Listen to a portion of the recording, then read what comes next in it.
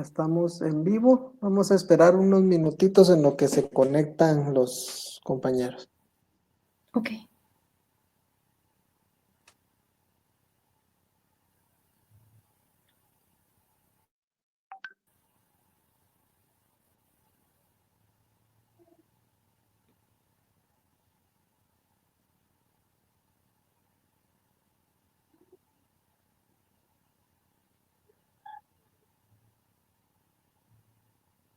Ya están conectados, licenciada. Si quiere podemos iniciar y mil disculpas a todos. Falló mi internet, disculpe. Puede continuar, licenciada, con su clase, disculpe. Bueno, pues muy buenas noches a todos. Bienvenidos una vez más a esta sesión. En las sesiones anteriores platicamos acerca del comerciante individual y del comerciante social. Ese fue el último que vimos, cuáles eran las características. Ya tenemos una idea bastante clara entre uno y otro. Ahora vamos a hablar acerca de los elementos de las sociedades mercantiles. Les quiero aclarar que el día de hoy vamos a ver esos elementos de forma muy general y ya en la próxima sesión, entonces ya vamos a hablar acerca del procedimiento de inscripción de una sociedad y ya les voy a poner con ejemplos, vamos a ir viendo, pues si no todas las cláusulas más importantes, pero el día de hoy básicamente lo que vamos a analizar son esos elementos con los cuales es imposible que una sociedad, o sin los cuales, mejor dicho, es imposible que una sociedad funcione. Entonces, esos elementos lo conforman el elemento formal, el elemento personal, el elemento patrimonial y el elemento funcional. Veamos entonces primero el elemento formal. Bueno, ¿a qué se refiere? Aquí quiero hacer una aclaración. Estos elementos más que todo son doctrinarios, no es que así se consignen en la ley, ¿verdad? Están dispersos, pero para poderlos entender, la doctrina los ha clasificado de esa forma. Entonces, cuando hablamos del elemento formal, ¿a qué nos estamos refiriendo? Pues ya habíamos hablado de hecho, algo sobre esto, si ustedes recordarán, cuando mencioné las formalidades, ¿verdad? O la solemnidad, en este caso, del contrato de sociedad. Entonces, ¿cuáles son esos elementos? ¿Cuáles son esos requisitos que la ley solicita o requiere para que la persona nazca a la vida jurídica, ¿verdad? Como sujeto de derecho y obligaciones y por lo tanto ese contrato tenga validez o eficacia jurídica? Pues los vamos a encontrar en varios artículos. Aquí les cito en primer lugar el artículo 1577 del Código Civil, que ya lo había mencionado en una sesión anterior, e indica, deberán constar en escritura pública los contratos calificados expresamente como solemnes, sin cuyo requisito esencial no tendrán validez. La pregunta entonces, aunque a esta altura creo que pues ya lo sabemos, pero no está de más, entonces el contrato de sociedad es un contrato solemne, es un contrato que así indica la ley que se debe otorgar por escritura pública, pues sí, en el artículo 16 del Código de Comercio establece, no lo copié literalmente, solo una parte, la constitución de la sociedad y todas sus modificaciones, incluyendo prórrogas, aumento, reducción de capital, cambio de razón social o denominación, fusión, disolución o cualquier otra reformas o ampliaciones se harán constar por escritura pública. También hay que tomar en cuenta, aparte de la disposición que está en el Código Civil, el artículo 16, 14 de hecho, porque desde ahí inicia el artículo 14 del Código de Comercio, que establece que solo las personas o las sociedades, perdón, inscritas en el registro mercantil obtendrán su personalidad jurídica. Entonces tenemos que tomar en cuenta las disposiciones del artículo 14, 15, 16 del Código de Comercio. Todas estas no las voy a leer, de hecho solo las puse acá porque nos va a servir de referencia para la próxima sesión cuando veamos cuáles son aquellos artículos, cuáles son las leyes y cuáles son los artículos establecidos en las diferentes leyes que tenemos que tomar en cuenta al momento de constituir una sociedad. En algún momento lo mencioné y dije también que en este caso el Código de Notariado tiene de hecho 2 artículos, el artículo 46, que nos indica los requisitos generales para todas las sociedades. Aquí de una vez aclaro, no están los requisitos para la sociedad de emprendimiento, ¿verdad? Sino las 5 principales sociedades. Y luego el artículo 47, que es específico, este nos indica específicamente que no, varían muy pocas cosas, pero hay que tomarlo en cuenta, ¿verdad? Que es del artículo 47. Hoy me van a disculpar, pero estoy algo mala de la garganta, así que en la medida de lo posible, si me escuchan un poquito de tos, tal vez me van a tener paciencia. Gracias. Bueno, entonces, esos serían los artículos que tenemos que tomar en consideración. Perdón, cambié antes la diapositiva, pero en el anterior, en el artículo 45 y 46 del Código de Notariado, pues básicamente dentro de los términos generales a tomar en cuenta para celebrar el contrato de constitución de sociedad, pues habla de que es necesario indicar en este caso desde quiénes son los socios que van a comparecer, también indicar el capital que se va a aportar. En el caso de la sociedad anónima, pues indicar si es el capital, es decir, qué parte es del capital autorizado, suscrito, pagado, cuál es el objeto de la sociedad, cuál es la denominación de la sociedad, cuáles van a ser los órganos de la sociedad, si es en este caso la administración, pues cómo va a ser la administración. En cuanto a las disposiciones a la liquidación, también se tiene que indicar de las acciones, cómo en este caso va a ser la votación. En términos generales, de eso nos hablan los 2 artículos anteriores. Perdón porque pasé la diapositiva rápidamente. Bueno, saliendo de este elemento, entonces, el elemento formal, entramos a analizar el elemento personal. Y pues, como su nombre lo indica, ¿verdad? El elemento personal está conformado por aquellas personas que de hecho la ley le llama socios fundadores. Este es otro término. Socios fundadores son los que van a comparecer inicialmente a otorgar la escritura de contrato de sociedad, así se les denomina. Y pues aquí está conformado obviamente por personas, ¿verdad? Pero sabemos de acuerdo al Código Civil que hay 2 tipos de personas, están las personas individuales y las personas jurídicas. Entonces, en cuanto a la pregunta, ¿quiénes pueden otorgar contrato de sociedad? Pues pueden comparecer personas individuales o personas jurídicas. Analicemos primero a las personas individuales. Bueno, entonces las personas individuales, de acuerdo a la ley, tienen que comparecer en nombre propio. Otra cosa que tiene que verificar el notario, pues es de que sean capaces, ¿verdad? El artículo 6 establece que las personas que comparezcan a otorgar contrato de sociedad deberán ser capaces de acuerdo a lo que establece el Código Civil, y entonces nos refiere al artículo 8 del Código Civil, donde establece de que en cuanto a la capacidad, hay que tener la mayoría de edad, es decir, los mayores de 18 años, ¿verdad? Estas serían las personas que pueden comparecer. Ahora bien, en el caso de los incapaces, cuando hablamos de incapaces, estamos hablando de aquellas personas que en todo caso tienen la mayoría de edad, pero no están en el libre ejercicio de sus derechos, por las razones que indica el código, y en este caso van a comparecer por medio de sus representantes legales, ¿verdad? O incluso también podría ser en el caso de los menores de edad. Ahora, vamos a ver aquí algunos casos especiales que establece el Código de Comercio.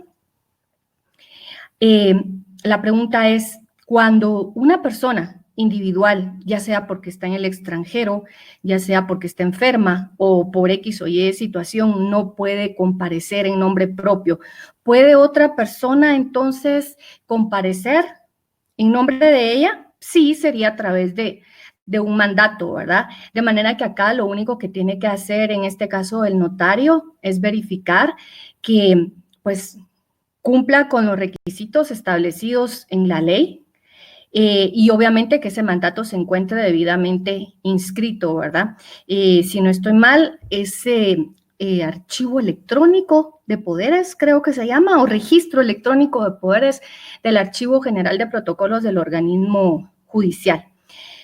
Eh, una cuestión importante porque alguien podría preguntar, bueno, y si, por ejemplo, una persona que esté en el extranjero, que no puede comparecer, que está enferma, pero en este momento le urge constituir con su familia, amigos, conocidos, no sé, una sociedad, ¿puede comparecer como gestor de negocio que lo establece, o de negocios como lo establece el Código Civil? No, la ley de hecho, lo prohíbe terminantemente, ¿verdad? Dice que no pueden comparecer gestores de negocios a otorgar, en este caso, contrato de sociedad. Ahora bien, en el caso del tutor y el guardador, no pueden, la ley se los prohíbe con una excepción, ¿verdad? Y dice el tutor y el guardador no pueden constituir sociedad con sus representados mientras no haya terminado, perdón, mientras no haya terminado la minoría de edad o la incapacidad y estén aprobadas las cuentas de la tutela y canceladas las garantías. En este caso lo encontramos en el artículo 20. Luego, tampoco pueden comparecer las personas individuales, en este caso, que hayan sido declarados en quiebra. A esto ya me había referido en una sesión anterior. Expliqué cómo era esto de la situación de quiebra, ¿verdad? Les dije que de hecho está regulado en el Código Penal, es un delito. Ahora bien, para llegar acá, hasta este punto de determinar que la persona está en quiebra, esto deriva de un juicio, ¿verdad? Entonces, se requiere de un auto en el cual se establezca que esa persona ha sido declarada en quiebra. De hecho, por ahí hay otro artículo que establece que sí se podrá, pero hasta que sea rehabilitado, ¿verdad? Aquí tendría que hablar de este proceso civil, pero en teoría, los que han sido declarados en quiebra no pueden comparecer a otorgar contrato de sociedad. En el caso de la sociedad con menores e incapaces que establece el artículo 22 del Código de Comercio, sí se puede, la ley lo permite, que efectivamente en este caso se pueda conformar una sociedad con menores de edad o incapaces, pero por medio de su representante legal y solo con la condición de que haya sido previamente autorizado antes de comparecer con una orden judicial, ¿verdad? Esto hay que tomarlo muy en cuenta. Esos serían los casos especiales. Entonces, en resumen, las personas individuales no tienen ningún problema, excepto con los requisitos que establece la ley, para comparecer ante notario y otorgar una escritura constitutiva de sociedad. Ahora hablemos de las personas jurídicas. Bueno, como ustedes saben, las personas jurídicas pues actúan a través de sus representantes legales, ¿verdad? Ahora, analizando en el caso específico de las sociedades mercantiles, no voy a hablar obviamente de todas las sociedades o todas las personas jurídicas que regula el artículo 15 del Código Civil, porque aquí estamos hablando única y exclusivamente de las sociedades mercantiles. Entonces, de acuerdo al Código de Comercio, ¿quiénes son esos representantes legales que pueden comparecer por las personas jurídicas a otorgar escritura constitutiva? Y antes de seguir, una vez más, por favor, quiero que quede claro, porque muchas personas, pues sobre todo los que no han llevado un curso de, ya sea derecho mercantil o en general, un curso de derecho, podrán pensar que para constituir una sociedad únicamente pueden comparecer personas individuales, pero no es así, también pueden comparecer personas jurídicas. Y por aquello que tengan dudas, pero ¿tienen que ser solo personas individuales o solo personas jurídicas? No, en ningún momento la ley habla acerca de eso o tiene esa regulación. Es decir, pueden ser o solo personas individuales o solo personas jurídicas o, por decirlo así, mixtas, ¿verdad? Puede haber tanto personas individuales como personas jurídicas. De hecho, si ustedes lo recuerdan, en la sesión anterior, cuando puse el ejemplo de una sociedad en comandita por acciones que se constituyó recientemente, resulta que el socio minoritario pues era una persona jurídica, ¿verdad? De hecho, era una sociedad anónima que tenía una acción de 1 quetzal. Y resulta que el otro socio, porque únicamente eran 2, era una persona individual que había adquirido, en este caso, suscrito, es la palabra correcta, 249 acciones, ¿verdad? Iba a ser el socio mayoritario, por lo menos al momento de constituir la sociedad. Ellos fueron entonces los socios fundadores, una persona jurídica y una persona individual. Ahora veamos bien, entonces, cuando sean personas jurídicas, en este caso, de acuerdo al Código de Comercio, ¿quiénes pueden comparecer a otorgar la escritura constitutiva? Pues la ley se refiere en este caso al administrador único. Si la sociedad no tiene un administrador único, no, que su órgano ejecutivo va a ser el presidente del Consejo de Administración. También pueden ser los gerentes cuando tengan facultades, y al igual que en las personas individuales pueden ser mandatarios. Si vemos el artículo 47 del Código de Comercio, dentro de las facultades de los administradores, la ley establece: los administradores o gerentes tienen, por el hecho de su nombramiento, todas las facultades para representar judicialmente a la sociedad, de conformidad con las disposiciones de la ley del organismo judicial.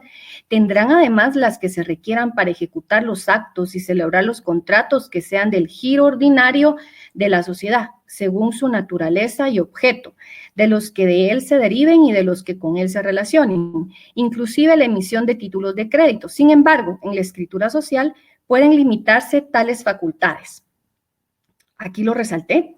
Para negocios distintos de este giro necesitarán facultades especiales detalladas en la escritura social, el acta o el mandato. Entonces, lo único que tenemos que verificar acá, me refiero a los colegas, ¿verdad? O cuando, en este caso, si nos están escuchando estudiantes, y pues cuando ya sean profesionales, tengan mucho cuidado. Lo que tienen que hacer es calificar precisamente. Cuando me refiero a calificar es revisar, ¿verdad? En este caso, el nombramiento. Cerciórense de que en el nombramiento, es decir, cuando tengan a la vista el acta, ¿verdad? Si es, no se puede ser transcrito el punto, entonces lo que sí necesito es de que se cercioran que efectivamente quien comparezca, en este caso el administrador, se le hayan otorgado facultades especiales. Esas facultades pueden estar en la escritura constitutiva al momento que se constituyó la sociedad, o si en la escritura dice y las demás que le otorgue la asamblea, bueno, entonces quiere decir que por medio de una asamblea le pueden otorgar, en este caso al administrador, la facultad para que él pueda comparecer ante notario para constituir una sociedad, ¿verdad? En nombre de su representada. En el artículo 162 nos indica un administrador único o varios administradores actuando conjuntamente constituidos en consejo de administración serán el órgano de la administración de la sociedad y tendrán a su cargo la dirección de los negocios de la misma. También miremos en este caso de los gerentes, ¿verdad? De hecho, en el caso de la sociedad que les puse de ejemplo, vuelvo una vez a la comanditaria. Quien compareció fue el gerente de la sociedad anónima. Y pues en este caso la notaria, que fue una notaria la que redactó la escritura constitutiva, dio fe, calificó primero su nombramiento, ¿verdad? Que todo se encontraba en orden. Me imagino que ella, pues tú, sin el me imagino, debió haberlo hecho, verificar que efectivamente tuviera la facultad para comparecer. Y una cosa más también, por favor, siempre cerciórense de que se encuentre vigente el nombramiento, porque si no, posteriormente podría repercutir en problemas incluso procesales, ¿verdad? Para la sociedad. Entonces, aquí encontramos el artículo 181 que indica: la Asamblea General o los administradores, según lo disponga la escritura social, podrán nombrar uno o más gerentes generales o especiales, sean o no accionistas. Los nombramientos de gerentes podrán ser revocados en cualquier tiempo por la Asamblea General o por los administradores, según sea el caso. El cargo de gerente es personal e indelegable. Y en el caso de los mandatos, tenemos el artículo 164. El administrador único o el consejo de administración, en su caso, tendrán la representación legal de la sociedad en juicio y fuera de él, y el uso de la razón social, a menos que otra cosa disponga la escritura constitutiva. El consejo de administración podrá otorgar poderes a nombre de la sociedad, pero el administrador único podrá hacerlo solamente si estuviese facultado para ello por la escritura social o por la asamblea general. Bueno, acá algunos autores se preguntan qué clase de mandato es el que se otorga, si es un mandato general o un mandato especial, porque en la práctica, pues la verdad les digo, he visto de los dos. Ahora bien, esto es discutible. Algunos autores indican que se inclinan porque sea un mandato especial con representación, aunque no lo indica claramente la ley. ¿Y por qué el mandato especial? Porque si se le otorgara un mandato general, estaría en este caso supliendo, por decirlo así, las funciones del administrador, lo cual no tendría caso, ¿verdad? Porque a él, al administrador, o en este caso al Consejo de Administración, es que se le está facultando para que otorgue mandatos. Entonces, repito, la idea de algunos colegas es que si se otorga un mandato general, está reemplazando en el mandato general todas las funciones que tienen los administradores, pero esa no es la idea, porque es como, me voy a quedar sin chance, me van a desplazar, ¿verdad? Entonces, solo le voy a dar facultades, en este caso un mandatario, para que comparezca ante notario a constituir a mi representada como socia fundadora. Bueno, entonces, ¿qué requisitos deberá calificar el notario en este caso cuando comparezcan personas individuales o representantes legales de personas jurídicas? Pues básicamente, ahorita lo vamos a ver de forma general, ya eso lo vamos a analizar específicamente cuando estemos viendo ya una escritura constitutiva de sociedad, pero lo primero que califica el notario en este caso en relación a las personas es solicitarle su documento de identificación, ¿verdad? Su DPI.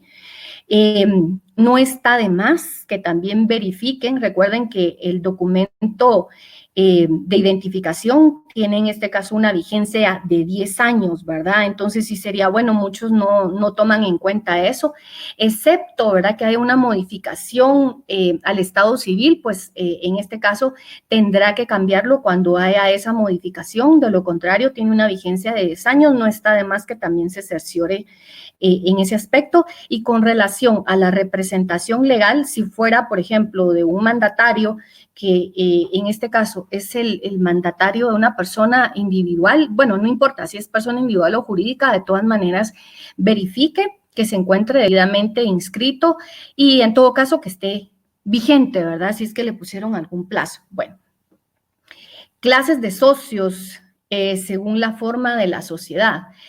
Miren, estas son cuestiones técnicas, pero es muy bueno irse familiarizando ya con esos términos, porque de hecho no hay un artículo en donde se indique cómo se deben de denominar esas personas. Sin embargo, si ustedes empiezan a leer la parte general donde están las sociedades, excepto la anónima, se refiere a estas personas que van a conformar la sociedad como socios y luego ya hace referencia a ellos como accionistas. Entonces, solo para irnos familiarizando, en aquellas sociedades que no son accionadas, las personas que comparecen se van a denominar socios. Sin embargo, en las sociedades accionadas se van a llamar accionistas. Aquí también se entra alguna discusión. Les digo, realmente a mí no me gusta quebrarme la cabeza por cosas tan minuciosas, pero algunos colegas indican, no, es que en el caso de las sociedades anónimas o las accionadas siguen siendo socios hasta en tanto no se emitan las acciones. Yo no soy de esa idea, me voy más por la doctrina y prefiero llamarlo accionistas, porque de hecho aún no se hayan emitido las acciones, sí es obligación del administrador, en el caso de las accionadas, emitirles un certificado provisional, que les voy a poner algunos ejemplos o un ejemplo en la próxima sesión para que quede claro cómo es este certificado provisional. Es una cosa sencilla, pero si algunos no han tenido la oportunidad de verlos, pues voy a poner ahí la imagen. Bien, fuera de eso, el número de personas que van a comparecer como socios fundadores. Pareciera una pregunta ilógica, pero es mejor tenerlo claro. En el caso de la sociedad colectiva, bueno, empecemos por el mínimo. En todas las sociedades, el mínimo va a ser de 2 personas. En todas, menos en la sociedad de emprendimiento, que está regulada en el artículo 10, en el numeral 6, ¿verdad? Pero recordemos que en este caso tampoco se va a otorgar por escritura pública, pero no está de más que lo mencionemos. Entonces, en todas las sociedades el mínimo son 2 personas, excepto en la sociedad de emprendimiento, que el mínimo es 1 persona. Ahora, miremos el máximo. En la sociedad colectiva no hay ningún máximo, en las comanditarias tampoco. En el caso de la sociedad anónima no hay un máximo que la ley nos indique. Sin embargo, en el caso de la sociedad anónima sí hay un máximo. No se permiten más de 20 socios. También, como les decía, términos técnicos, a los que comparecen a otorgar la escritura constitutiva se les llama socios fundadores. Denme un momentito.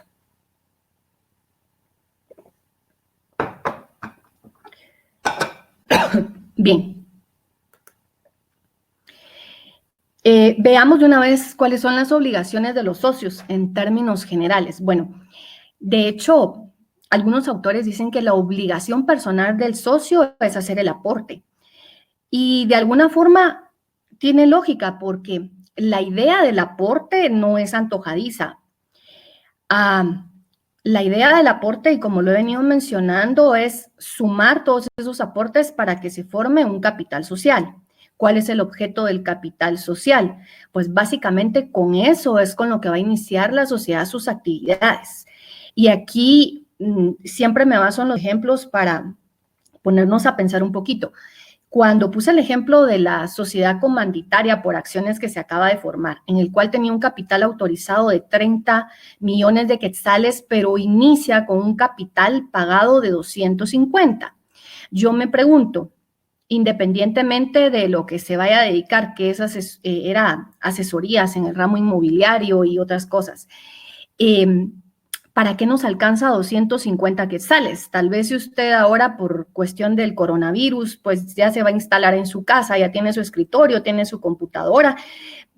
Bueno, tal vez no tenga que invertir mucho, pero para empezar no nos alcanza ni para comprar una computadora, ni para comprar una silla, ni para comprar un escritorio. Entonces, acá es donde se tiene que ver si es equitativo o no realmente el capital social con el objeto al que me voy a dedicar, porque precisamente en base a eso es lo que me va a servir para desarrollar actividades. Imagínese usted, por ejemplo, una industria de maquila. No tengo idea cuánto costarán estas máquinas. Le voy a poner así un precio, tal vez unos 50,000 quetzales. Si como mínimo voy a necesitar unas, no sé, 10 máquinas, no entiendo por qué habría de constituir una sociedad, en este caso, para ese objeto con 250 quetzales. No tiene sentido. Pero lamentablemente eso no lo califica ahora el registro mercantil. Eso estaba regulado en el Código de Comercio anterior, en el decreto 2946. Precisamente dentro del trámite adicional que se llevaba, algo que se calificaba y que tenía que concordar era el capital social que se aportaba con la actividad que se iba a llevar a cabo. De manera que si usted no lograba convencer en este caso era en la presidencia, pues simple y sencillamente no le otorgaban el permiso, ¿verdad? La resolución, en este caso, que se tenía que presentar en el registro mercantil. Pero ahora el registro mercantil no lo califica porque la ley no tiene ninguna prohibición. Es más, alguien me ponía en sus comentarios en la sesión anterior, ¿verdad? Que qué pensaba yo en relación a que se haya cambiado el monto del capital pagado, porque antes era un mínimo de 5,000 quetzales, ahora lo bajaron a 250 quetzales. Yo bajo ninguna circunstancia lo recomiendo, porque si de aquí a 2 meses, bueno, 2 meses tal vez no, un poquito más, pero usted necesita solicitar un crédito, pregúntese, en este caso, y asesore a sus clientes, ¿qué entidad bancaria o financiera va a otorgar un crédito, en este caso, a la persona jurídica cuyo capital es de 250 quetzales y no tiene ningún otro activo? Muy difícil, muy difícil. Entonces, yo no lo aconsejo, pero como les digo, no está prohibido por la ley y por lo mismo, en este caso, el registro mercantil no hace ningún reparo en eso. De hecho, es lo que establece la ley y así las deja pasar, ¿verdad? Entonces, volviendo acá al tema de la obligación de los socios, algunos dicen que de hecho es la obligación principal hacer el aporte, ya que sin capital social no podría iniciar sus actividades. El artículo 29 nos habla de la época y forma de las aportaciones, indica los socios deben efectuar sus aportaciones en la época y forma estipuladas en la escritura constitutiva. Y aquí quiero retomar dos cosas para entender esto. En las sociedades, como la sociedad de responsabilidad limitada, por ejemplo, o en la sociedad en comandita simple, que exige que el capital social debe estar pagado al momento de constituir la sociedad, pues no hay ningún problema, no se le aplicaría este artículo, ¿verdad? Pero ¿qué pasa? Y ya lo vamos a ver más adelante en aquellas sociedades, ante todo las accionarias, en donde puedo pagar el capital totalmente al momento de constituirla o parcialmente, como lo dice el artículo 89, ¿verdad? Y lo expliqué en la sesión anterior. Y parcialmente se interpreta de la ley cuando indica que el accionista al momento de suscribir acciones deberá pagar como mínimo el 25% del valor de cada acción. Y puse un ejemplo, ¿verdad? Entonces, en otras palabras, le dije, si usted va a suscribir, en este caso 100 quetzales, le está diciendo que como mínimo pague 25 quetzales. Eso quiere decir, ahora la pregunta es, ¿y qué pasan con los otros 75? Pues la ley le está dando la facilidad que pueda pagar posteriormente esos 75 quetzales. Por supuesto que va a quedar establecido en la escritura la época, aquí sí se ajusta el artículo, la época en que se va a hacer el pago restante, ¿verdad? El saldo. Y luego, pues, hacer los llamamientos. En los llamamientos es como recordarle al socio, ¿verdad? Sobre todo cuando él no se apersone, pero el llamamiento es recordarle de que ya tiene que pagar la parte que tenía pendiente. De hecho, hay un artículo por ahí que indica, no sé si más adelante lo puse, que no se podrán emitir los títulos definitivos de las acciones si no está pagada, en este caso, el aporte. Ahora veamos los derechos de los socios. Acá también nos vamos a referir, o me voy a referir, mejor dicho, a dos cuestiones puramente doctrinarias, porque en la ley no van a encontrar como tal derechos patrimoniales de los socios y derechos corporativos de los socios. No, esta es una clasificación que se realizó para, en este caso, poder ubicarlos de mejor manera, porque están dispersos en el artículo 33, en el artículo 38 y en el artículo 105. El 33 y 38 es específico para todo tipo de sociedades y en el caso del 105 ya habla de los derechos de los socios, pero específicamente para la sociedad anónima. Así que en términos generales puse los más importantes, ¿verdad? El primero, participar en la distribución de utilidades o pérdidas. Algo que tenemos que tener claro acá, sobre todo explicarle al cliente, es de que muchas veces el socio cree que únicamente, es decir, hablemos de una persona individual. La persona individual cree muchas veces que al constituir una sociedad o ser parte, en este caso de una sociedad, solo va a participar de las utilidades, es decir, solo va a obtener ganancias, ¿verdad? Eso no es así porque dependiendo de la forma en que se lleven a cabo las operaciones y situaciones del mercado y tantas otras cosas, como ejemplo, lo que está sucediendo actualmente por esta pandemia, ¿verdad? En donde han tenido que cerrar muchos negocios, obviamente, en lugar de reportar ganancias, pues hubo pérdidas. Y esa pérdida podría llegar en un momento a afectar el capital. Es decir, imaginemos que inicialmente se constituyó con 200,000 quetzales, ese es su capital social. La idea es de que con las operaciones, pues obviamente aquí ya no hablamos de capital social, sino el patrimonio vaya subiendo, ¿verdad? Pero pudiera ser que, al contrario, hubo tantas pérdidas que ya está por debajo del capital social inicial con el cual se constituyó. Entonces, aquí participan los socios también de las pérdidas. ¿De qué forma? Pues restituyendo la parte de la pérdida, ¿verdad? Por ejemplo, por ponerlo en términos muy generales, el capital social inicial fue de 250,000 quetzales, pero resulta que ahora contablemente ya no están los 250,000 quetzales, sino ya vamos por 150,000 quetzales. Entonces, en este caso, al participar de las pérdidas, lo que quiere decir la ley es de que los socios proporcionalmente en la misma medida que aportaron, en esa misma medida tendrán que reponer el capital, porque ¿cuál es el problema si no reponen ese capital? Porque el capital social nunca puede bajar de la cantidad o el valor con el cual se constituyó. Entonces aquí, rápido para explicarlo, solo tengo dos opciones. Yo como socia, una es reponer la parte del capital que me corresponde y la otra es bajar, en este caso, el valor de las acciones. Pero ahí estamos hablando que afectaría la escritura constitutiva, porque tendría que hacer una modificación al capital, pero por reducción, una modificación a la escritura constitutiva, pero por reducción del capital, ¿verdad? Entonces, tomemos en cuenta esto. Repito, muchas personas creen que solo es para, en este caso, participar de las ganancias o utilidades, pero no es así. También hay que advertirle a nuestros clientes que en todo caso también va a participar de las pérdidas.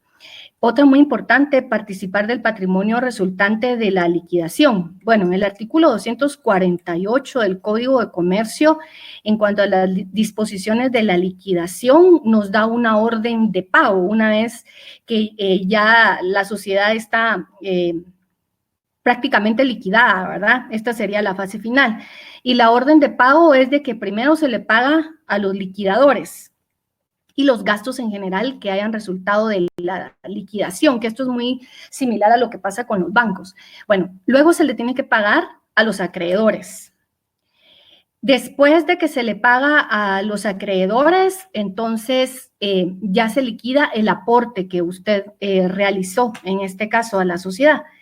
Y por último, la parte que corresponde a las utilidades. Ahora, si después de haber hecho todos estos pagos, es decir, de haberle pagado a los liquidadores, los gastos de la liquidación, después de haber pagado a los acreedores, las aportaciones y las utilidades, aún queda algo, entonces a eso es a lo que se refiere, ¿verdad? Que del patrimonio que resulte de la liquidación, en otras palabras, lo que sobre después de haber hecho los pagos que la ley me ordena, esto podrá ser distribuido, en este caso, dentro de los socios. Reintegro de los gastos. Este es otro derecho, pero aquí, por favor, tomemos en cuenta que no se refiere a cualquier gasto que haya hecho el socio accionista, ¿verdad? Sino únicamente en aquellos gastos en que haya incurrido por llevar a cabo actividades que en este caso se relacionen con la sociedad. El derecho de tanto, que ya lo he venido explicando, está regulado en el artículo 33 y es el derecho preferente que tienen los socios, y aquí sí digo socios porque no aplica para las accionadas, ¿verdad? Entonces, les decía, es el derecho preferente que tienen los socios de adquirir la participación social de otro socio que en este caso pues se quiere retirar de la sociedad. Esto no aplica para las sociedades accionadas. Ahora bien, aquí aprovechando que puse las dos, la última, el derecho preferente para emisión de nuevas acciones. Este está regulado en el artículo 105 del Código de Comercio. Acá sí no se vayan a confundir, de hecho algunos colegas tal vez se confunden. Está hablando de la emisión de nuevas acciones, pero no de las acciones ya existentes, porque volvemos al derecho de tanto. Quiere decir que si se va a hacer un aumento de capital y se van a emitir nuevas acciones, entonces acá sí los los socios, los accionistas valga la redundancia, de las sociedades accionadas, aquí sí tienen derecho preferente, antes que personas fuera de la sociedad o terceras personas, tienen derecho preferente por la emisión de nuevas acciones, pero por las acciones ya existentes, no tienen derecho en el caso de las accionadas, ¿verdad? Entonces, siempre es bueno leer la escritura constitutiva, porque, como le repito, he visto algunas donde no sé por qué el notario ha consignado el derecho de tanteo para los accionistas cuando la ley en el artículo 33 lo prohíbe expresamente. Esos serían los principales derechos patrimoniales. Ahora veamos los derechos corporativos o de carácter corporativo, ¿verdad? Y acá les puse como ejemplos algunos que están regulados en el artículo 33.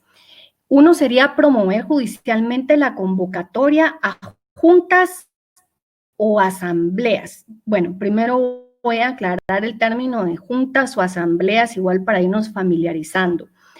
Entonces, se le va a llamar juntas generales a aquellas llevadas a cabo por todos los socios, que más adelante vamos a ver qué es lo que se denomina como el órgano de soberanía. Se le va a llamar juntas generales en las sociedades no accionadas y se van a denominar asambleas generales en las sociedades accionadas. Ahora bien, aquí retomando entonces todo el párrafo, dice promover judicialmente la convocatoria a juntas o asambleas. No copié el texto completo, pero ¿por qué habría un socio de promover judicialmente? Es decir, tener que acudir, ¿verdad?, a los órganos jurisdiccionales para solicitarle al juez que ordene, en este caso, que se convoque ya sea una junta o asamblea. Bueno, aquí nos tendríamos que ir a las disposiciones del artículo 134 y 135, en donde están reguladas las asambleas. Otra aclaración que voy a hacer también. En estos dos artículos que acabo de mencionar están reguladas las asambleas generales. En el 134 las asambleas generales ordinarias y en el 135 las asambleas generales extraordinarias. Y la ley nos indica qué se conoce en cada una de ellas, ¿verdad? Ahora bien, si ustedes me preguntan, licenciada, ¿y en dónde están reguladas las juntas generales ordinarias y extraordinarias? No. De hecho, hay algunos artículos que se refiere a juntas, pero no lo regula. Entonces, ¿qué es lo que se ha hecho por tradición? Pues aplicar, en este caso, el objeto de las asambleas ordinarias y extraordinarias a las juntas. Entonces, de otra forma más sencilla, solo tengamos presente que se le va a llamar juntas cuando no sean accionadas y asambleas cuando sean accionadas. Pero volviendo al artículo 134 del Código de Comercio, nos indica entonces que cuando se lleva a cabo una asamblea general, por lo menos debe de celebrarse una vez al año. Y en todo caso, las veces que sea necesaria, ¿verdad? Ahora, ¿por qué por lo menos una vez al año? Cuando veamos algunos ejemplos de las escrituras en la próxima sesión, vamos a ver más detalladamente esto, pero lo voy a explicar brevemente. Resulta que dentro de los objetos de la Asamblea General Ordinaria está conocer precisamente el reparto de utilidades y conocer acerca de los estados financieros de la sociedad. Entonces, las utilidades, por favor, no es que se repartan cada mes, ¿verdad? Sino que para saber, en este caso, cuáles fueron las utilidades, tengo que esperar al cierre de un ejercicio fiscal, que va del 1 de enero al 31 de diciembre de cada año. Entonces, dentro de los 4 meses posteriores es que, en este caso, los contadores o auditores van a hacer el cierre fiscal del año que pasó, ¿verdad? De manera que es hasta en esos primeros 4 meses, dependiendo cuándo sea la declaración, que se convoca asamblea entonces, y ya el órgano, en este caso de fiscalización, ya tiene claro cuáles fueron las utilidades a percibir por los socios. ¿Cómo se va a hacer esa distribución? Pues en base a lo que cada uno haya aportado, pero para no perderme o no perderlos. Regresando, El artículo 134 entonces establece que como mínimo se va a reunir una vez al año, eso sí es obligatorio. ¿A qué se refiere promover judicialmente la convocatoria de juntas o asambleas? Pues básicamente se refiere cuando resulta que pasó un año, pasaron 2 años y el órgano de administración no ha convocado asamblea y no se me han pagado mis utilidades, no me dan ninguna información, entonces dirían ustedes, se hacen los desentendidos, pues en este caso es necesario, la única forma ¿cómo se podría decir? De ordenarle, ¿verdad?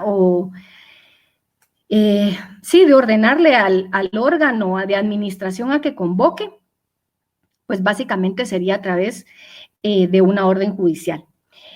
Dentro de los derechos corporativos, pues también está el derecho al voto, ya les había mencionado anteriormente. La ventaja de las accionadas es de que se va a emitir un voto por cada acción y en el caso de las que no son accionadas, pues voy a tener un voto por participación. Y por último, el derecho a elegir y ser electo, ¿verdad? ¿A elegir qué? Pues de repente, en este caso, yo quiero participar del órgano de administración o de fiscalización en la medida de que alguna de las formas societarias me lo permita, pues entonces tengo derecho a proponerme, ¿verdad? A elegir a otras personas también y en todo caso, ¿por qué no? A que me elijan a mí. Ahora hablemos de las prohibiciones a los socios. ¿Qué les está prohibido a los socios? De acuerdo al artículo 39, se pongo denominación social para negocios ajenos a la sociedad. Aquí de una vez quiero aclarar algo, solo denme un momento.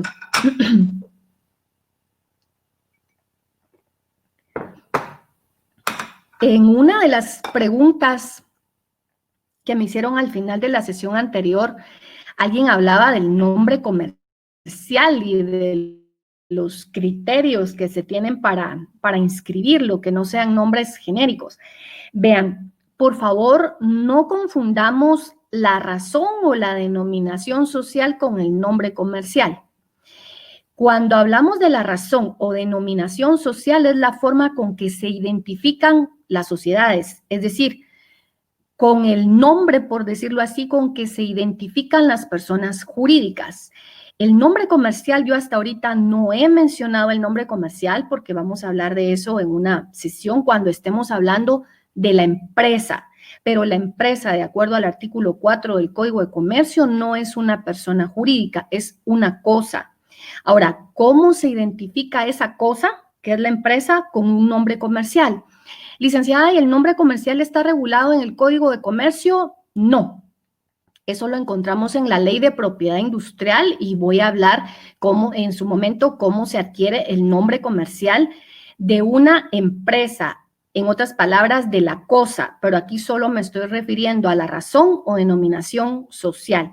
Y como ya vimos, pues básicamente la denominación social se va a aplicar para la sociedad anónima y para la sociedad de emprendimiento. En el caso de la mixta, que es la sociedad de responsabilidad limitada, que se puede identificar con una razón o denominación social.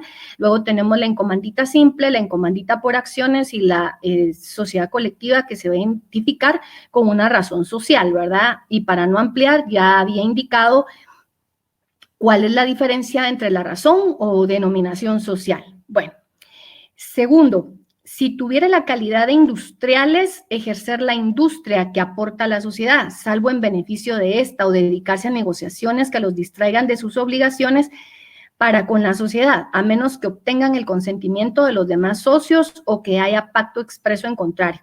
Más adelante, por favor, tienen paciencia, voy a hablar acerca del socio industrial. A él se está refiriendo al socio industrial. Vamos a ver entonces quién es ese socio industrial. Tercero, ser socio de empresas análogas o competitivas o emprenderlas por su cuenta o por cuenta de terceros, si no es con el consentimiento unánime de los demás socios. Esta prohibición no es aplicable a los gravar su aporte de capital en la sociedad sin el consentimiento previo y unánime de los demás socios, salvo cuando se trate de sociedades accionadas.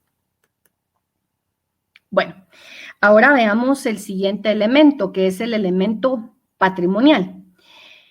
Una vez más, cuando la doctrina se refiere al elemento patrimonial, está haciendo alusión al capital social, que como lo he venido mencionando, el capital social se compone por la suma de los valores de las aportaciones realizadas por cada uno de los socios. Este es el elemento patrimonial.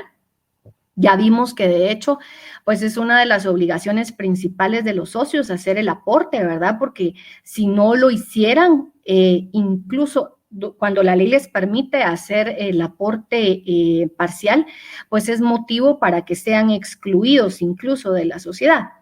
Entonces, el artículo 27 del Código de Comercio indica: los bienes que no consistan en dinero aportados por los socios pasan al dominio de la sociedad sin necesidad de tradición y se detallarán y justipreciarán en la escritura constitutiva o en el inventario previamente aceptado por los socios, el que deberá protocolizarse. Si por culpa o dolo se fijare un avalúo mayor del verdadero, los socios responderán solidariamente en favor de terceros y de la sociedad, por el exceso del valor que se hubiera asignado y por los daños y perjuicios que resulten, quedando asimismo obligados a reponer el faltante. Son admisibles como aportaciones los bienes muebles o inmuebles, las patentes de invención, los estudios de factibilidad y factibilidad, los costos de preparación para la creación de empresa, así como la estimación de la promoción de la misma, siempre que fueren expresamente aceptados en su justipreciación, conforme lo establece el primer párrafo. No es válida como aportación la simple responsabilidad por un socio. Los socios quedan obligados al saneamiento de lo que aporten a la sociedad. Acá, cuando se refiere a no es válida como aportación la simple responsabilidad por un socio, se está refiriendo al socio industrial del que voy a estar hablando en un momento. Entonces, este es el fundamento para hablar y que nos explique, en este caso, la ley acerca de los aportes. Ahora la pregunta es, ¿qué se puede aportar? Bueno, el mismo artículo 27 nos dice los aportes que no consistan en dinero y los enumera. Eso quiere decir o se induce de ello que nos está hablando que hay dos clases de aporte: aporte dinerario y aporte no dinerario, pero hablemos del aporte dinerario, que es el que normalmente se hace o se realiza cuando se constituye una sociedad. Bueno, si el aporte va a ser en dinero, en el caso de la sociedad colectiva, no nos indica si debe estar totalmente pagado o parcialmente pagado, de manera que, como no hay disposición, tiende a mucha interpretación. Algunos podrían decir que tiene que estar totalmente pagado, otros que se tendría que estar parcialmente pagado, y esta sería otra desventaja que no deja claro, ¿verdad? En el caso de la sociedad en comandita simple, sí establece la ley que debe estar totalmente pagado. Lo mismo es para la sociedad de responsabilidad limitada, en el cual indica que el capital social debe estar totalmente pagado. Ahora, en el caso de la sociedad anónima, ya lo he venido explicando, está en el artículo 89, cuando se refiere al capital suscrito, y ese es el sustento para indicar entonces que en la sociedad anónima el capital social puede estar totalmente pagado o parcialmente pagado. ¿Pero por qué, licenciada? Porque ahí indica que al momento de suscribir acciones, los socios deberán pagar por lo menos el 25% de cada acción suscrita. Y la palabra clave acá es cuando habla de capital suscrito. ¿A qué se refiere el capital suscrito? Pues es el número de acciones que los socios desean tomar para sí mismos, ¿sí? Entonces, en otras palabras, si yo quiero constituir una sociedad, bueno, primero tengo que saber cuál es el capital autorizado, que es el techo máximo que la sociedad puede emitir en acciones, es decir, ese capital va a estar dividido y representado en acciones que van a tener un valor. Ahora bien, de ese capital autorizado, imaginemos que son 1000 acciones. El capital suscrito, en otras palabras, lo que le está diciendo, de esas 1000 acciones, ¿cuántas desea tomar usted? Pues mire, yo lo que deseo tomar de esas 1000 son 100. Perfecto. ¿Tiene para pagar las 100 en este momento? Depende, ¿verdad? Puede ser que diga, sí, sí tengo. Entonces su capital suscrito y pagado va a ser el mismo valor. Pero resulta que si usted no tiene en este momento para pagar el total de las acciones que tomó, es decir, de esas 100, la ley le está diciendo, bueno, ¿sabe qué? Entonces pague como mínimo 25 acciones y queda a deber las otras 75. No es muy común, pero la ley lo prevé. Bueno, y luego en la sociedad en comandita por acciones, como esta se rige por las mismas disposiciones de la sociedad anónima, pues también se entiende que el capital suscrito puede estar totalmente pagado o parcialmente pagado. Siempre hablando de la aportación de dinero, algo muy importante es que deberá indicarse en la escritura constitutiva el plazo, las fechas en que se harán los pagos posteriores. Aquí me estoy refiriendo al caso que mencioné, cuando el capital suscrito no se va a pagar totalmente, sino que se va a pagar parcialmente. En el caso de las accionadas, la ley establece que no se pueden emitir acciones de las personas que no hayan pagado sus aportaciones.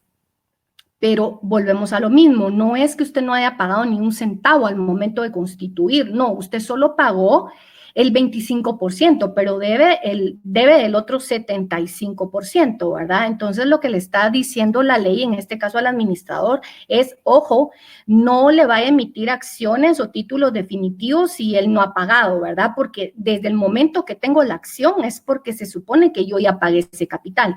Entonces, no se vaya a cometer ese error. Ahora, lo que sí puedo emitirle, de hecho, le tengo que emitir a todos los accionistas, independientemente de que hayan pagado totalmente sus acciones o solo lo hayan pagado parcialmente, son certificados provisionales de los que voy a hablar en la próxima sesión. Ahora bien, otro punto también, la ley también faculta a la sociedad para excluir al socio moroso, pero ya entendimos entonces que solo se le va a excluir en aquellas sociedades en donde se puede pagar parcialmente. Entonces es lógico, ¿verdad? Porque si él lo debe y no hay forma que pague, pues entonces la ley faculta para que se le excluya, además de pagar los daños y perjuicios que le haya ocasionado a la sociedad. Pero en el caso de las sociedades donde la ley obliga a hacer el aporte inicial, no tendría sentido. En el caso de, el último, es el socio accionista responde, esto ya lo había mencionado, de los daños y perjuicios que ocasione a la sociedad. Bien, pasemos a la siguiente.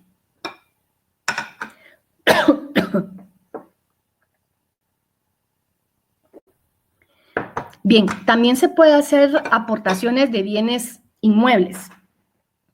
El artículo 27 se refiere a bienes muebles e inmuebles. Hablemos de los inmuebles en este caso.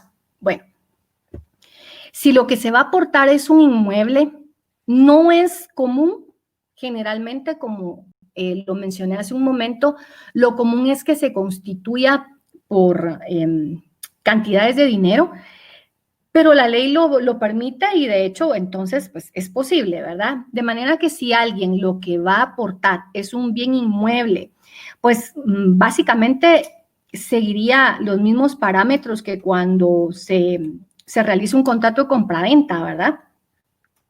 ¿Qué es lo primero entonces que tiene que hacer en este caso el vendedor o en este caso específico el aportante? Pues básicamente es acreditar la propiedad de los bienes, ¿verdad? Demostrarle al notario que él es el legítimo propietario. Y acá puede tener a la vista desde el testimonio de la escritura, o el notario puede hacer su investigación en el registro de la propiedad, pidiendo una certificación historial de la finca, o pues para salir de dudas, ¿verdad? Por lo menos al inicio, tener una copia electrónica, pero básicamente cerciorarse por todas las formas ya conocidas.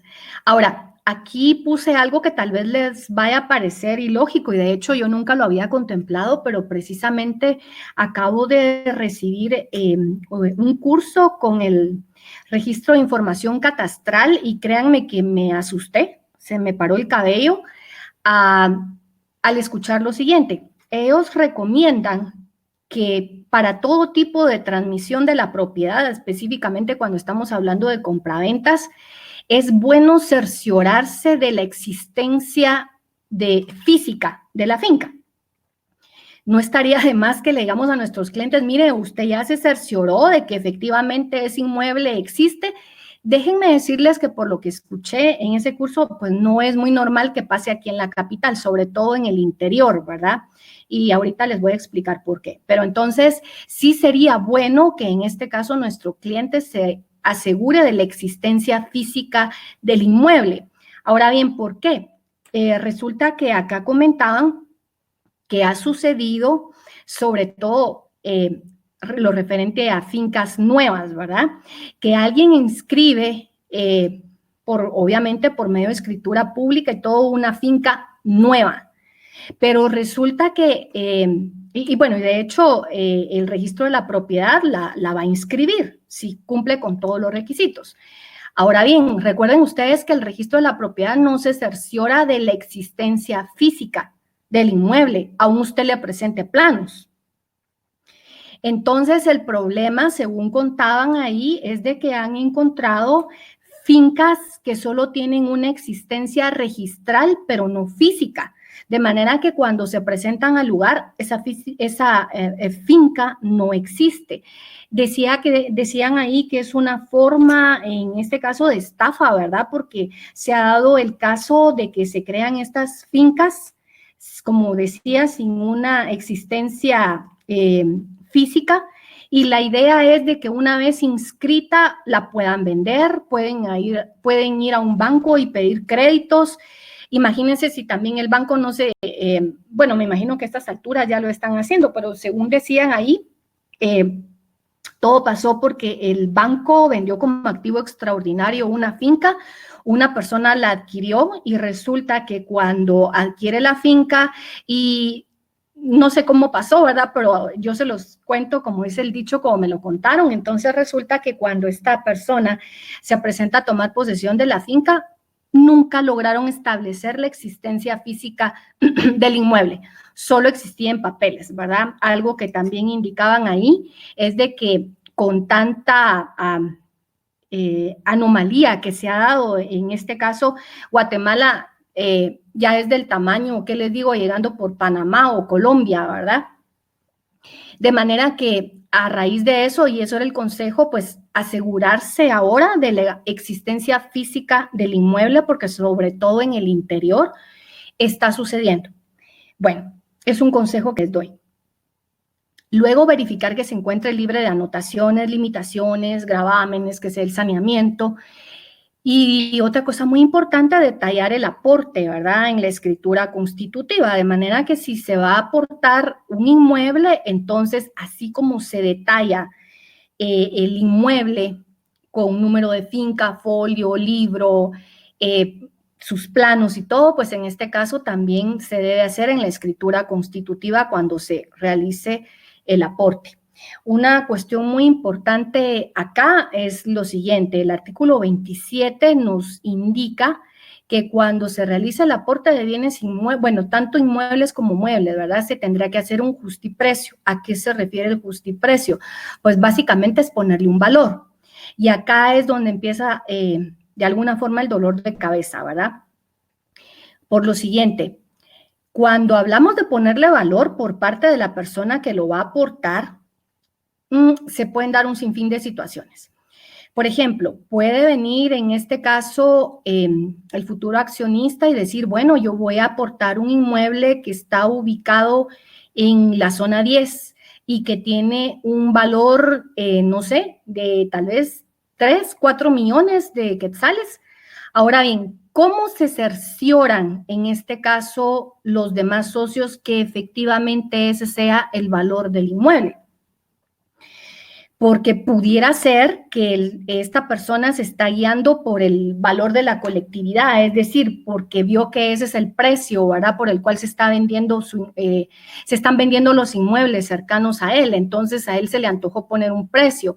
Pudiera ser también que esté en otra área que no tenga mucha plusvalía, pero tal vez él invirtió 2 millones en mejoras y él piensa en este caso que es lo que vale su inmueble. De manera que para evitar esos problemas, lo mejor es hacer un avalúo para saber efectivamente cuál va a ser el precio del inmueble. Siguiendo siempre con el aspecto de de los bienes aportados, esto hay que tener muy claro que cuando se van a aportar bienes inmuebles o muebles pasan al dominio o a la propiedad, ¿verdad?, de la sociedad. Ahí sí que es como haber realizado una compraventa, solo que este fue un aporte, entonces ahora va a pasar a nombre de la sociedad. Este aporte es muy importante con relación al aspecto tributario, ¿verdad? Esa es una ventaja, porque tanto los aportes de bienes muebles como inmuebles están exentos del pago del IVA. Y acá de una vez lo copié, excepto cuando el inmueble a aportar sea todo o parte de un inmueble previamente aportado a una sociedad que se dedique al desarrollo inmobiliario, ¿verdad? Entonces, eso sí tenemos que verificar, pero si en este caso quien va a realizar el aporte no es un ente jurídico que se dedique al desarrollo inmobiliario, no hay ningún problema, entonces casa dentro del artículo 7, numeral 3, literal D, de la ley del impuesto al valor agregado. Con relación a la inscripción, ¿cómo se va a hacer? Bueno, el procedimiento de inscripción lo vamos a ver en la siguiente sesión, pero adelantándome un poco. Cuando el aporte es en dinero, pues se hace la inscripción en el registro mercantil. Ahora, cuando se va a hacer el aporte de un bien inmueble, primero se tiene que inscribir en el registro mercantil. Una vez inscrito en el registro mercantil, entonces ya se presenta en el registro de la propiedad. Y ojo, porque hubo una modificación.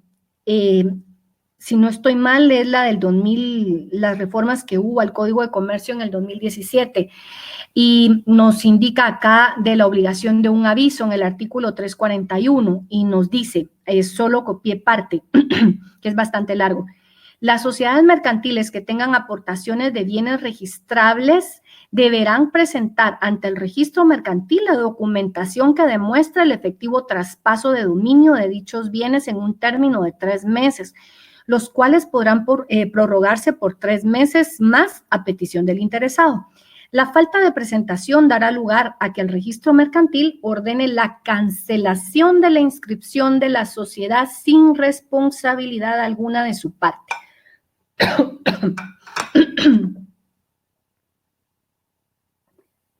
De manera que hay que ponerle muchísima atención. Ya indiqué el procedimiento, primero registro mercantil, después registro de la propiedad y luego hay que presentar un aviso en el registro mercantil de que efectivamente pues ya está inscrito ese aporte. Ahora, ¿cuál es el objeto de que la ley establezca un justiprecio? Es decir, ponerle un valor tanto a los bienes inmuebles como a los muebles. Bueno, primero porque si se le asigna un avalúo mayor por culpa o dolo del socio, del accionista, es decir, del que lo aportó, al momento que el bien pase a la sociedad y éste disponga del mismo, los socios responderán solidariamente frente a la sociedad y frente a terceros por el exceso del valor que se hubiera asignado y por los daños y perjuicios que resulten estando obligados a responder por el faltante. El caso que yo les explicaba. Quizás en este caso quien lo está aportando tiene un inmueble ubicado en la zona 10, zona 14, que tiene un valor, según él, de 3 millones, pero resulta que su valor comercial no es ese. No sé, tal vez está por 2 millones y en este caso él lo declaró por 1 millón más, ¿verdad?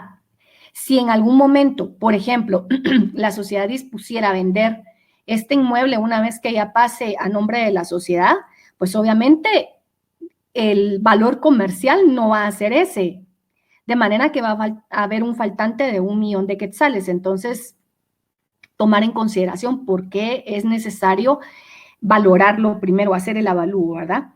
Luego, en el número 2, el aporte podría justipreciarlo, perdón, el aportante podría justipreciarlo por un valor mayor con el afán de obtener mayor participación en la sociedad.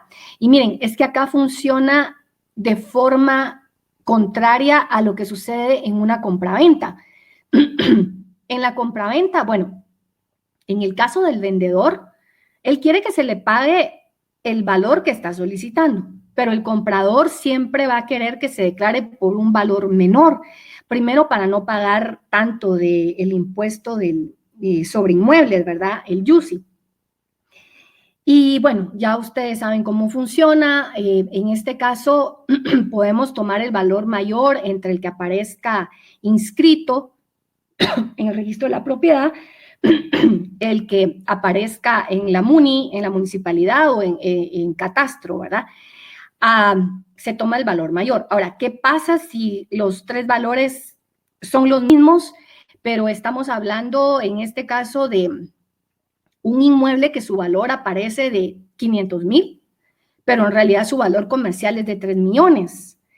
Bueno, como ustedes saben, en el caso de la compraventa, el comprador va a estar feliz por registrarlo por ese mismo precio, pero el problema se lo va a estar endosando, en este caso, al vendedor, porque el vendedor efectivamente va a recibir 3 millones. Sin embargo, en la escritura pública se estableció que lo vendía por 500,000 quetzales. Entonces, la SAT va a venir a ajustarlo por esa diferencia que no declaró, con un impuesto de ganancia de capital del 10% que va a tener que pagar. Aquí me estoy refiriendo a la compraventa.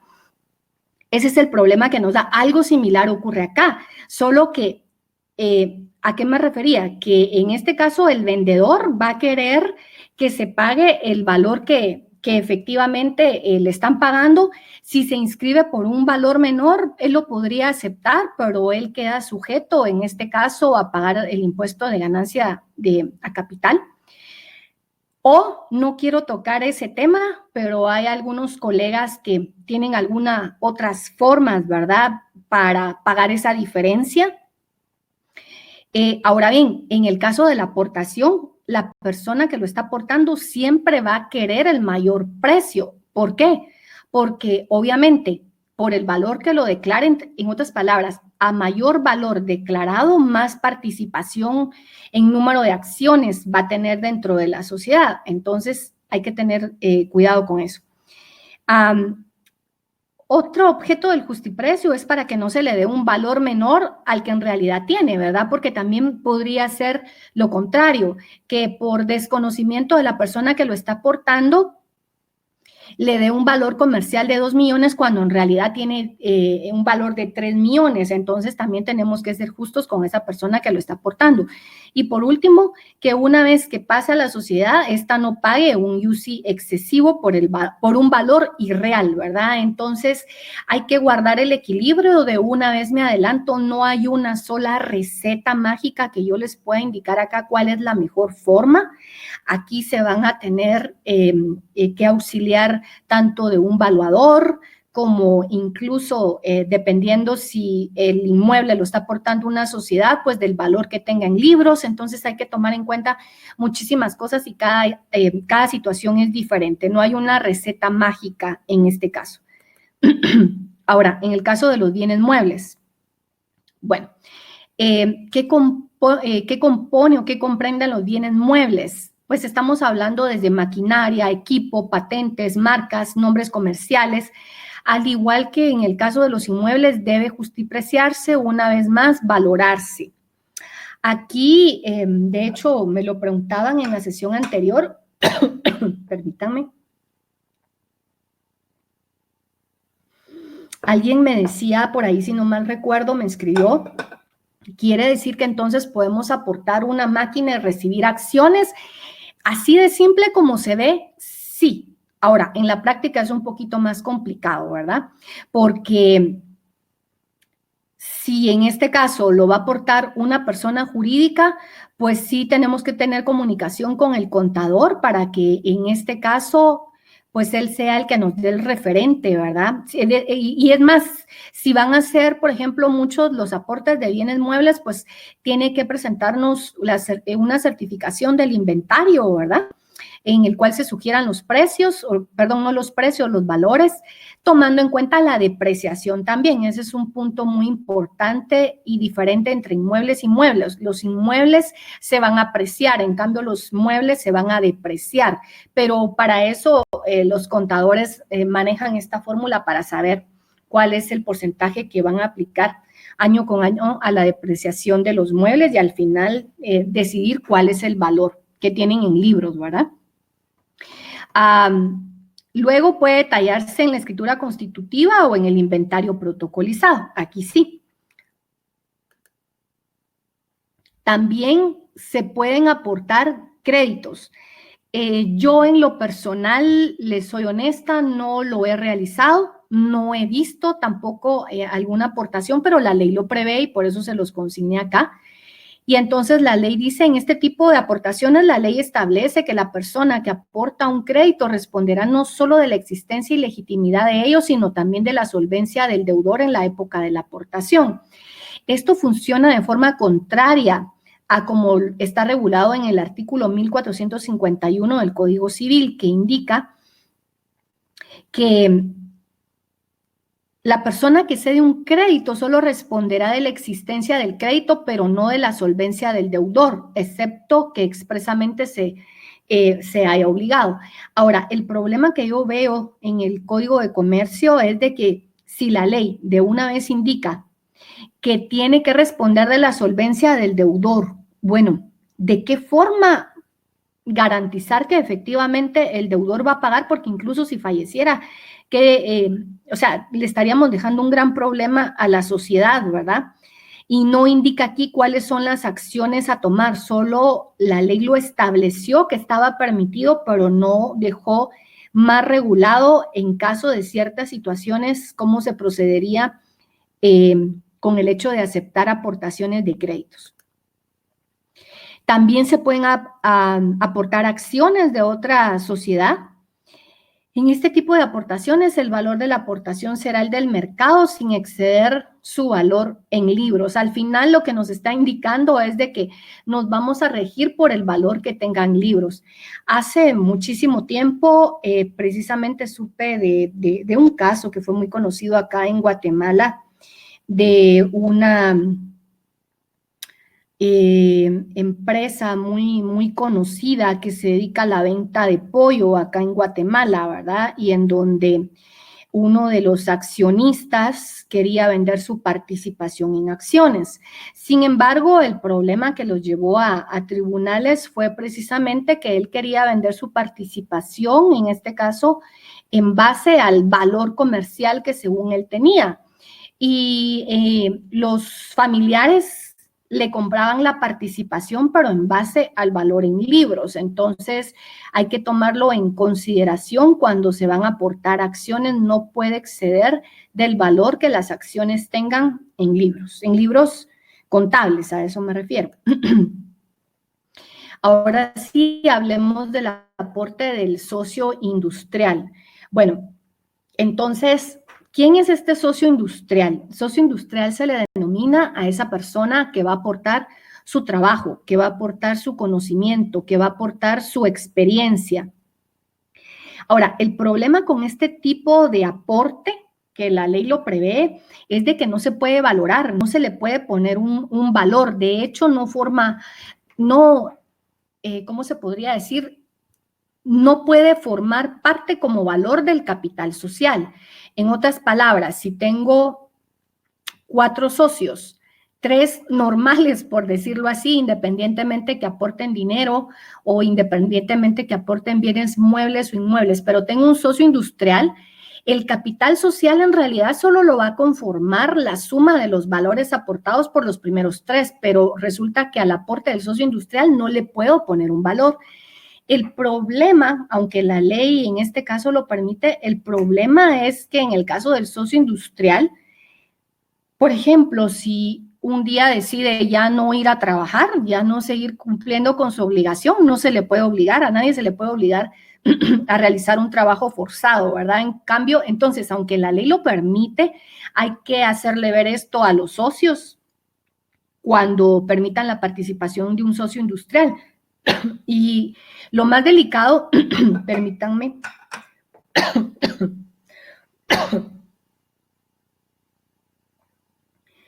y lo más delicado en este caso que también tiene derecho a recibir utilidades.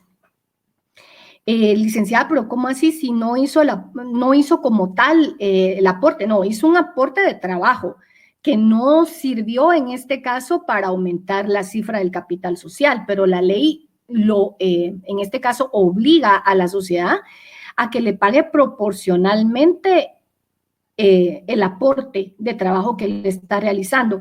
Entonces también hay que tomarlo en consideración. Dentro de las obligaciones del socio industrial, pues se establece que su labor solo puede ser desempeñada para la sociedad con la cual se obligó. No puede dedicarse a otras labores que distraigan sus obligaciones para con la sociedad, a menos que tenga el consentimiento de los socios. Bien. Ahora veamos el elemento funcional. Pues el elemento funcional es aquel que hace que efectivamente la sociedad funcione. Al final viene siendo como un pequeño estado, ¿verdad? En donde funcionan los tres poderes, el ejecutivo, el legislativo y el judicial. Ahora bien, de esa misma forma la sociedad va a tener tres poderes, por decirlo así, aunque técnicamente su nombre, como aparece en el Código de Comercio, son órganos.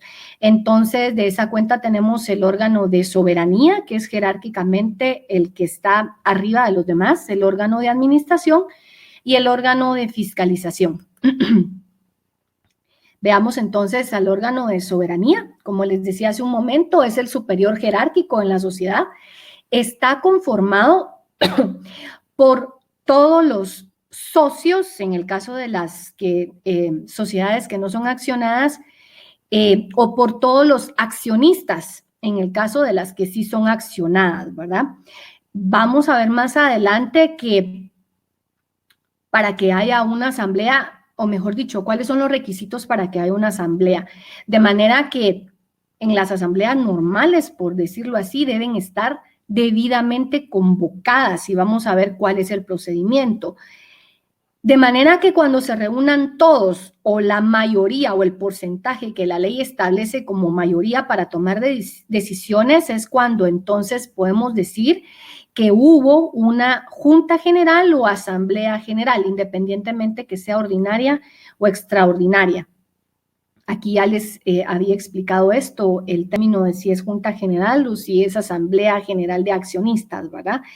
Y dentro de las funciones que tiene el órgano de soberanía, pues básicamente es tomar todas las decisiones y directrices para el efectivo funcionamiento de la sociedad en base a la escritura constitutiva y lo que establezca la ley. Luego tenemos al órgano de administración. Dentro de las funciones del órgano de administración, primero tenemos las generales, porque luego ya están las específicas para la sociedad anónima.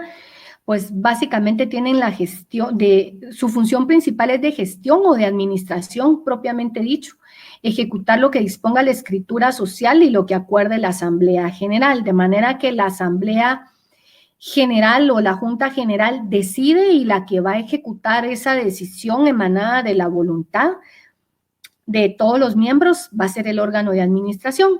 También tiene a su cargo la representación legal de la sociedad, que como ya vimos puede ser a través de un administrador único, a través de un consejo de administración o a través de un gerente. Aquí se los puse abajo. Y con relación al órgano de fiscalización, pues básicamente las funciones del órgano de fiscalización están reguladas en el artículo 188. Estas disposiciones son para la sociedad anónima. Entonces, dentro de esas funciones, indica el artículo 188. Son atribuciones de los auditores o de los comisarios, además de las otras que le señalen leyes especiales, la escritura social o la asamblea general, fiscalizar la administración de la sociedad y examinar su balance general y demás estados de contabilidad para cerciorarse de su veracidad y razonable exactitud, verificar que la contabilidad sea llevada en forma legal y usando principios de contabilidad generalmente aceptados, hacer arqueos periódicos de caja y valores, exigir a los administradores informes sobre el desarrollo de las operaciones sociales o sobre determinados negocios, convocar a la Asamblea General cuando ocurran causas de disolución y se presenten asuntos que en su opinión requieran conocimiento de los accionistas. someter al Consejo de Administración y hacer que se inserten en la agenda de las asambleas los puntos que estimen pertinentes, asistir con voz pero sin voto a las reuniones del Consejo de Administración cuando lo estimen necesario, asistir con voz pero sin voto a las asambleas generales de accionistas y presentar su informe y dictamen sobre los estados financieros, incluyendo las iniciativas que a su juicio convengan. Y por último, en general, fiscalizar, vigilar e inspeccionar en cualquier tiempo las operaciones de la sociedad. De manera que estos serían entonces, en conclusión, los elementos que hacen posible la actividad comercial de una sociedad. Al final de estos órganos es de pesos y contrapesos, ¿verdad? Bueno, tal vez no tanto así porque quien toma la decisión es la asamblea y básicamente el órgano de administración solo va a ejecutar las disposiciones que tome la asamblea y el órgano de fiscalización, en este caso, pues de alguna forma sí va a incidir en el consejo de administración, verificar que efectivamente lleve a cabo su trabajo en base a lo que estableció el órgano de soberanía, más las que ya les indiqué acá, ¿verdad? De manera que esto sería todo por hoy, hasta la sesión próxima, y en este momento, no sé si me está escuchando el licenciado Herrera.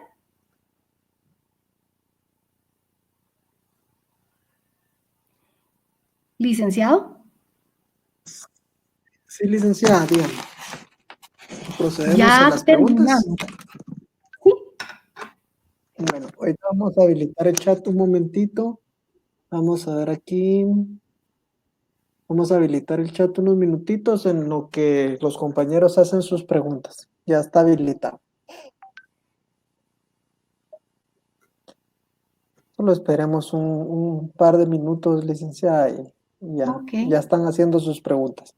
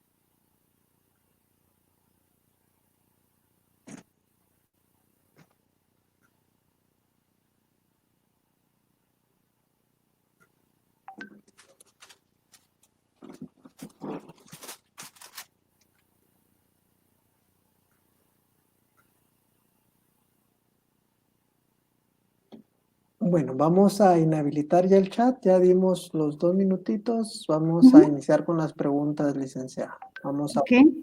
Dice Juana, muy buenas noches, licenciada. Muchas gracias por la información, excelente ponencia. Quisiera saber su opinión. Discúlpeme, le voy a dar un poquito más de volumen, que no le escucho muy bien. ¿Ya? Bueno, ¿Ahora sí? ¿Ya? ¿Me escucha ahí? Sí, le escucho mejor. Muy buenas noches, licenciada. Muchas gracias por la información. Excelente ponencia. Quisiera saber su opinión. Yo como abogada ejerzo la profesión liberal, pero además soy accionista en una sociedad. ¿Puedo ser considerada como un comerciante también? No, no de ninguna manera. Primero, siendo abogada, recordemos que de hecho el artículo 9 no la considera comerciante. Ahora bien, eso es totalmente aparte. Si se refiere en el caso de que ella tiene una participación social como socia o accionista dentro de otra sociedad, la ley establece que quienes integran la sociedad no son comerciantes, es comerciante la sociedad, pero no quienes la integran.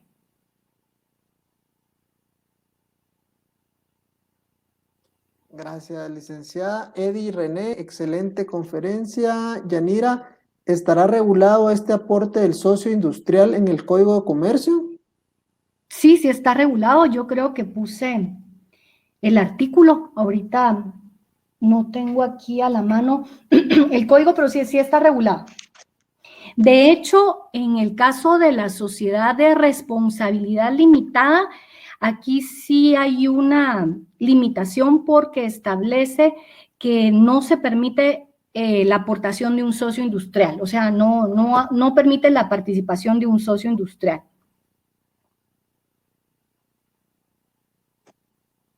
Muchas gracias, licenciada. Dice Moisés, en embargos de una empresa podrían embargar sus utilidades obtenidas en otra empresa por tenencia de las acciones. Repítamelo, licenciado, sí entendí lo del embargo, pero repítame la pregunta, que hubo ahí algo que no me casó. Sí, dice Moisés. Dice, los embargos de una empresa podrían embargar sus utilidades obtenidas en otra empresa por la tenencia de las acciones. Bueno, perdón, pero es que a veces utilizan términos que no me hacen clic. No se pueden tener acciones en una empresa, porque la empresa es una cosa.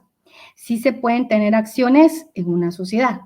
Si la pregunta es si se pueden embargar las acciones como tal, en realidad lo que se puede embargar son las utilidades.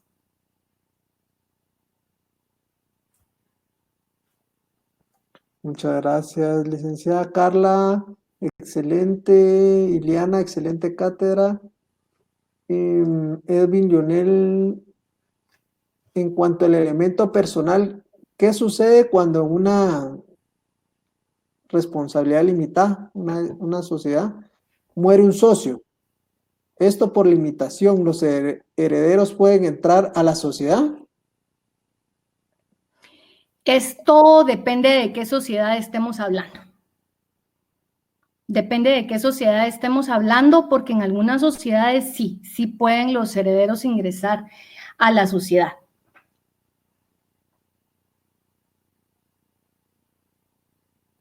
Excelente, licenciada Silvia. Y buenas noches, excelente ponencia. Marlene Cotí.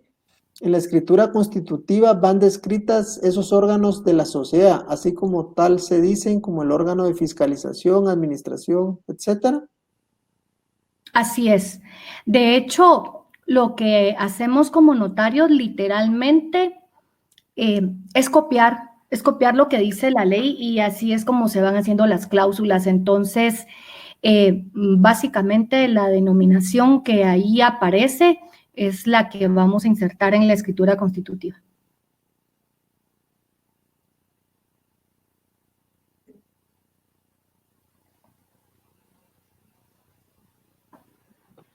¿Me escucha, licenciada? Sí, le escucho. Ah, perdón. Sí, dice Mitzi, licenciada, buenas noches. Disculpe, ¿podría explicarme el artículo 112 del Código de Comercio? ¿A qué se refiere la amortización de acciones? Tendría que ver mi código porque tampoco tengo de memoria, no me sé todo el código de memoria, pero déjenme ver si lo encuentro por acá. Wow, le cuento que tiene como 7 numerales y dice: para la amortización de acciones se observarán las siguientes reglas. Solo podrán amortizarse acciones íntegramente pagadas. Bueno, es una forma de reducir el capital. De manera de que esto lo vamos a hablar en el tema de aumento y disminución de capital, porque sí es bastante complicado explicarle lo de la amortización de acciones. De manera que, en términos generales, cuando se amortizan acciones, una puede ser, pero dependiendo de la causa, ¿verdad? Es de que si va a haber una reducción de capital, por ejemplo, se le pague a los socios, a uno de los socios su participación, y es como decirle gracias por participar, aquí está en este caso, pues lo que usted había aportado, ¿verdad? Pero se lo devolvemos. En términos generales, eso le podría explicar de la amortización, pero como es bastante extenso, lo vamos a ver en la próxima sesión. Muchas gracias, licenciada. Muchas gracias, brillante disertación, excelente. Ardani dice, el capital autorizado es la suma máxima, parcialmente y total. Parte del capital no existe físicamente. Perdón, ¿me la puede repetir?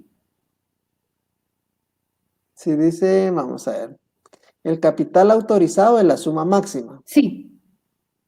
Parcialmente y total, parte del capital no existe físicamente. Me imagino yo que quiere decir parcialmente, si existiera no, la verdad no entendí yo la Yo pregunta. tampoco le entiendo, es No que, sé si usted la logró. perdón, pero a veces por la forma de redactar me quedo dando vueltas a qué se estará refiriendo la pregunta. Yo lo que expliqué fue que el capital autorizado es la suma máxima que la sociedad puede emitir en acciones. Ahora, ¿qué es lo que puede estar totalmente pagado o parcialmente pagado? El capital suscrito, que la ley establece que como mínimo, entonces, tengo que pagar el 25%, y el capital pagado, pues es efectivamente lo que voy a pagar de las acciones que tomé. Muchas gracias, licenciada. Dice Yanira, ¿de qué manera se puede valorizar el aporte de un socio industrial de manera que las aportaciones queden de igual con los demás socios? Es que a eso me refería. Ese es el problema con el socio industrial. No se le puede dar un valor a su aportación. Por lo mismo, como no se le puede dar un valor a su aportación, no incide de alguna manera en una representación del capital social. Fue cuando indiqué, si hay 4 socios, 3 de ellos son socios capitalistas, independientemente de que aporten bienes muebles o inmuebles. Y estos 3, independientemente de lo que hayan aportado, cada uno aportó 100,000 quetzales. Pero recordemos que son 4. Y el socio número 4, por decirlo así, es un socio industrial. ¿Cuál sería mi capital social? 300,000, porque no le puedo dar valor a la participación de él. Sin embargo, él tiene derecho a ganar, por decirlo así, utilidades, pero eso es ¿cómo se puede decir? La desventaja de tener un socio industrial. No le puedo dar valor. ¿Cómo le puedo dar un valor al trabajo? Realmente sería una parte del capital social inexistente.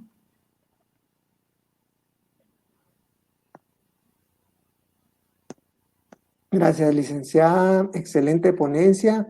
Miguel indica, ¿un extranjero de paso por Guatemala puede constituir una sociedad? Fíjese que, de hecho, he visto un par de escrituras que lo han realizado. Yo personalmente solo he constituido sociedades si en este caso son residentes, si tienen su residencia o si tienen mandatario.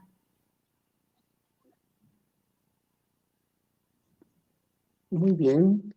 Nancy, Patricia indica los órganos que mencionó a la sociedad que pertenecen, dice, no. Los órganos que mencionó a la sociedad que pertenecen, tampoco, no, yo no la logro entender. Vamos a ver. Sí, no está bien redactada. Josué Francisco indica, el artículo 39, numeral cuarto, indica prohibido ceder o gravar su aporte de capital en la sociedad. ¿Esto se refiere a un bien inmueble aportado como elemento patrimonial o es un capital dinerario? Si le entiendo bien su pregunta, cuando se habla de del aporte al capital se está refiriendo indistintamente si el aporte es dinerario, si es de inmuebles o es de muebles. O sea, el aporte puede ser de distinta forma, pero es la parte del capital. O sea que sí puede ser cualquiera de los tres.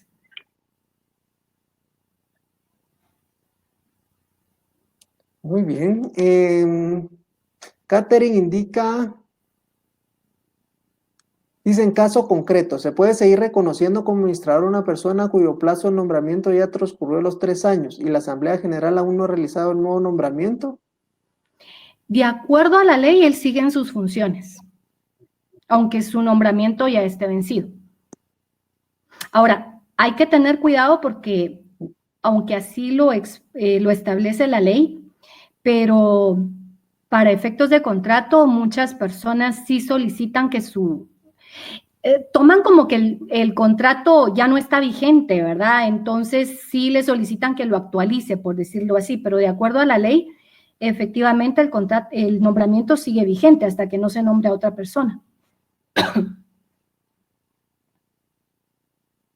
Muy bien.